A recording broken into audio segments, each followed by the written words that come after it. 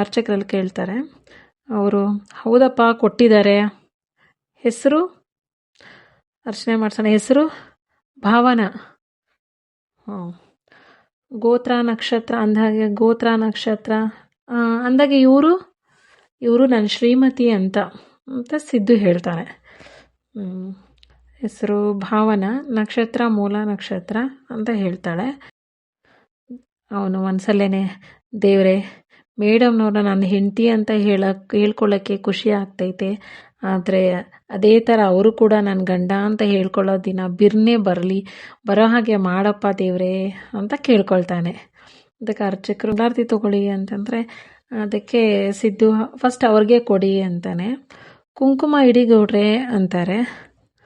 ಮುಖ ನೋಡ್ತಾ ಇರ್ತಾನೆ ಸಿದ್ದು. ಅದಕ್ಕೆ ಯಾಕೆ ನಾಚ್ಕೋತೀರಾ, ಕುಂಕುಮ ಇಡಿ, ಹೂ ಮುಡಿಸಿ ಅಂತಾರೆ. ಕುಂಕುಮ ಹೂ ಮುಡಿಸ್ತಾನೆ. ಮನೆಯಲ್ಲಿ ಸಂತು ವೀಣಾ ಎಲ್ಲ ನಿಂತ ಕೇಳ್ತಾನೆ. ಅಷ್ಟರಲ್ಲಿ ಮನೆಗೆ ಸಂತು ಬರ್ತಾನೆ.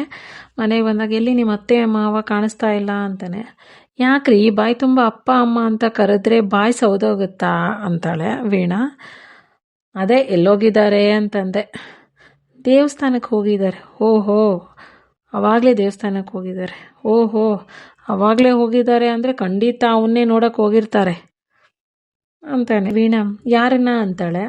ಇದಾನಲ್ಲ ಈ ಮನೆ ಮಹಾರಾಜ ಶ್ರೀನಿವಾಸನ್ ದತ್ತು ಪುತ್ರ,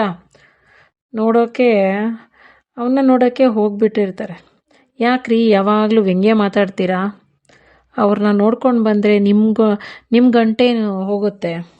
ಮಗನ್ನ ನೋಡ್ಕೊಂಡು ಅಂದರೆ ಇವ್ರಿಗೆ ಯಾಕೆ ಹೊಟ್ಟೆ ಉರಿ ಅಂತಾಳೆ ವೀಣಾ. ಏನೇ ಗೊಣಗ್ತೀಯಾ ಅಂತಾನೆ ಸಂತು.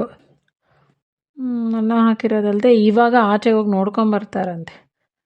ಇವನಿಗೆ ಬುದ್ಧಿ ಬರೋದು అంటే ಕಾಗೆ ಬೆಳ್ಳಗಾಗೋದು ಒಂದೇ ಅಂತಾನೆ. ಅದಕ್ಕೆ ವೀಣಾ ಅದು ಏನಂತ ಹೋಲಿಕೆ ಮಾಡ್ತೀರಾ ರೀ? ಅವರು ಒಳ್ಳೆಯವರಾಗಿರೋದಕ್ಕೆ, ನಿಮ್ಮ ಅಪ್ಪ ಅಮ್ಮ ಒಳ್ಳೆಯವರಾಗಿರೋದಕ್ಕೇ ಇಷ್ಟು ಅವ್ರ ಕೈಯಲ್ಲಾದಷ್ಟು ದಾನ ಧರ್ಮ ಮಾಡಿರೋದಕ್ಕೆ ಆ ಪುಣ್ಯದಿಂದಲೇ ನೀವೆಲ್ಲರೂ ಚೆನ್ನಾಗಿರೋದು ತಿಳ್ಕೊಳ್ಳಿ. ಹೌದೌದು, ಚೀಲು ತುಂಬ ಚಿನ್ನ ತುಂಬಿಟ್ಟಿದ್ದಾರೆ.